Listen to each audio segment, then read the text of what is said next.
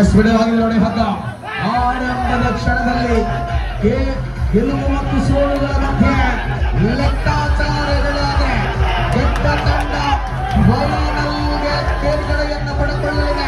ಆ ಪ್ರಕಾರವಾಗಿ ಹಗ್ಗದ ಗಾಟದ ಹಿಡಿತದ ಮೂಲಕ ಹಗ್ಗ ಮೆಲ್ಲ ಮೆಲ್ಲನೆ ಮತ್ತೆ ಹಿಡಿತವನ್ನು ಬರೆದುಕೊಳ್ಳುತ್ತದೆ. ಇದು ಆರಂಭದ ಕ್ಷಣದಲ್ಲಿ ಪಂದ್ಯದ ನಿರೀಕ್ಷೆಗಳ ಹೋರಾಟದ ಮೂಲಕ ವರ್ಣರಂಜಿತವಾದ ಹಗ್ಗದ ಗಾಟ ವಿಭಾಗದ ಸ್ಪರ್ಧೆಯ ನಿರೀಕ್ಷೆ. ಎರಡು ತಂಡಗಳಲ್ಲಿ ಫೈನಲ್ ಕದನಕ್ಕೆ ತೇರ್ಗಡೆಯನ್ನು ಪಡೆದುಕೊಳ್ಳುವ ಮತ್ತೊಂದು ತಂಡ ಯಾವುದು ಎನ್ನುವ ನಿರ್ಧಾರವನ್ನು ಪ್ರಕಟಗೊಳಿಸಿಕೊಳ್ಳುವಂತಹ ಹೊತ್ತಾಗಿದೆ. ವೀಕ್ಷಕರ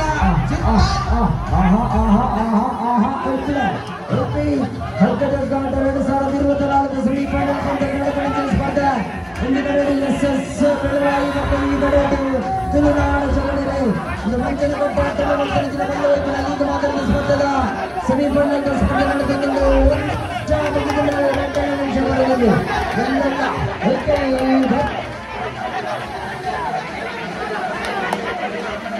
ಪ್ರಬಲತೆಗಳ ಕಾವುಗಳನ್ನು ಮೀರಿಸಿಕೊಂಡಂತಹ ಹಗ್ಗ